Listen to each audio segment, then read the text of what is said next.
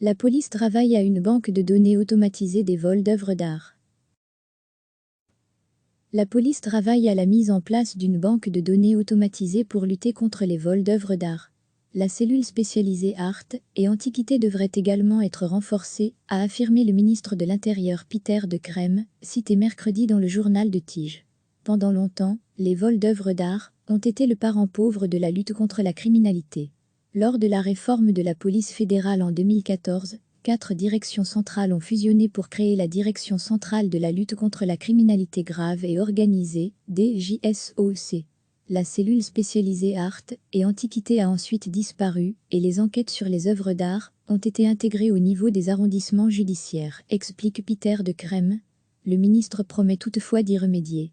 La police fédérale travaille à la mise en place d'une banque de données recensant les œuvres et les antiquités volées. Baptisée Artiste, elle doit permettre de donner un coup d'accélérateur à la lutte contre les vols d'œuvres d'art. Aujourd'hui, la cellule Art et Antiquités compte 2 agents de police.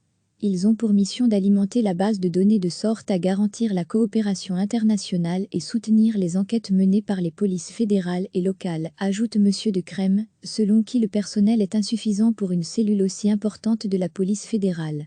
Je veillerai à y remédier. Notre pays a une réputation à défendre en matière de lutte contre les vols d'œuvres d'art, la corruption et autres délits afférents, estime-t-il. La cellule Art et Antiquités a été fermée en 2016. L'ancien ministre de l'Intérieur, Jean Jambon, ENVA, avait indiqué à la Chambre qu'un phénomène relativement mineur tel que le vol d'œuvres d'art pouvait être traité par une seule personne, et certainement si celle-ci pouvait se prévaloir d'une vaste expérience et expertise dans ce domaine. Recevez chaque matin l'essentiel de l'actualité. Cliquez sur s'abonner pour recevoir les dernières nouvelles.